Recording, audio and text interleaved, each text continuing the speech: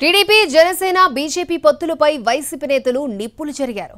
జగన్ ను సింగిల్ గా ఎదుర్కోలేక చంద్రబాబు పొత్తు పెట్టుకున్నారని విమర్శించారు. అందితే జుట్టు అందకపోతే కాళ్లు ఇదే బాబు నైజమని, తెలుగువారి ఆత్మగౌరవాన్ని చంద్రబాబు ఢిల్లీలో తాకట్టు పెట్టారని మండిపడ్డారు.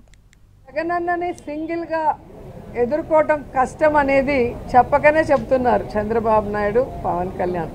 సో వారి కూటమి ఫెయిల్యూర్ అవుతుంది, ఓటమి భయంతోనే ఈరోజు బీజేపీతో పొత్తు పెట్టడానికి పరుగులు తీశారనేది కూడా మీరు కళ్ళారా చూస్తున్నారు. ఎందుకంటే చంద్రబాబు నాయుడు క్యారెక్టర్ అందితే జుట్టు అందకపోతే కాళ్ళు అనే రకం.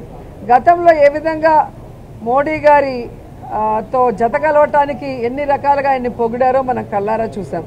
ఆ తర్వాత భార్యని చూసుకోలేనివాడు రాష్ట్రాన్ని ఏం చూస్తాడు, తల్లిని చూసుకోనివాడు ఏమని అసలు ఎక్స్ట్రీమ్గా పర్సనల్ విషయానికి వెళ్ళి మోడీ గారు ఏపీకి వచ్చినప్పుడు నల్ల బెలూన్లు ఎగరేసి అమిత్ షా కారు మీద రాళ్ళు వేయించి ఎంత నానా హంగామా చేశాడో మనం చూసాం. ఒక అతను మత పిచ్చితో వచ్చి కలుస్తున్నాడు, బీజేపీ మత పిచ్చితో పోయి కలిసింది, పవన్ కళ్యాణ్ కుల పిచ్చితో పోయి కలుస్తున్నాడు, కాంగ్రెస్ కుట్రతో కలుస్తున్నది. చంద్రబాబుకి అధికారం తీసేసి బీజేపీ చేతిలో పెట్టేశాడు. ఏ నిర్ణయం తీసుకోవాలంటే పవన్ కళ్యాణ్ చెప్పాలా, బీజేపీ వాళ్ళు చెప్పాలా, కాంగ్రెస్ వాళ్ళు చెప్పాలా. కానీ ఒకే ఒక వ్యక్తి మన కోసం పనిచేస్తూ పేదవాళ్ళ హృదయాన్ని దోచుకున్నటువంటి జగనన్న, ఆయన అడుగుజాడల్లో నడుస్తూ ఈ పార్టీని పటిష్టంగా తీసుకుని వచ్చి దాదాపు 100 సీట్ల వరకు గెలిపించే బాధ్యత కూడా జగనన్న మన పెద్దిరెడ్డి రామచంద్రరెడ్డి గారికి పెట్టడం జరిగింది. దాదాపు అన్ని పార్టీలు ఒకటి జగన్మోహన్ రెడ్డి గారి మీద యుద్ధం చేస్తా ఉన్నారు.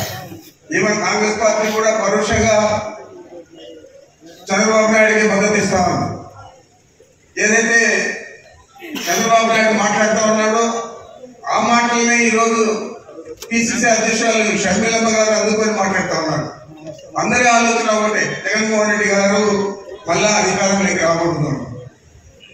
ఆయన అందుకే చెప్తా ఉన్నాడు ప్రతి సమావేశంలో కూడా, నాకు పైన దేవుడు ఉన్నాడు, ముందు మీరున్నారు, మీ అందరి మద్దతు ఉన్న రోజులు నాకు ఇబ్బంది ఏమి లేదని చెప్పి ఆయనే చెప్పుకొస్తా ఉన్నాడు. నేను మీ అందరికీ మనవి చేస్తా ఉన్నాను, ఈ 5 సంవత్సరాలలో 2 సంవత్సరాలు కరోనాతో పోయినా మన 3 సంవత్సరాల్లోనే ఎన్నికల హామీలన్నీ కూడా నెరవేర్చిన ఘనత జగన్మోహన్ రెడ్డి గారు. కమ్యూనిస్టులతోనూ, కాంగ్రెస్తోనూ, బీజేపీతోనూ, టీఆర్ఎస్తోనూ ప్రతి రాజకీయ పార్టీతో పొత్తు పెట్టుకుని కాపురం చేసినటువంటి పార్టీ తెలుగుదేశం పార్టీ. అటువంటి పార్టీ నాయకుడు విలువల గురించి, సిద్ధాంతాల గురించి మాట్లాడతాడా? అతను అధికారమే పరమావధిగా, తనకు అధికారం కావాలి, ఎలాగైనా సీఎం కావాలి అనే ఒకే ఒక లక్ష్యంతో అతను ప్రయత్నాలు చేస్తున్నాడు. కానీ రాష్ట్ర ప్రయోజనాలు అన్నటువంటివి అతనికి లెక్కలోనే లేవు.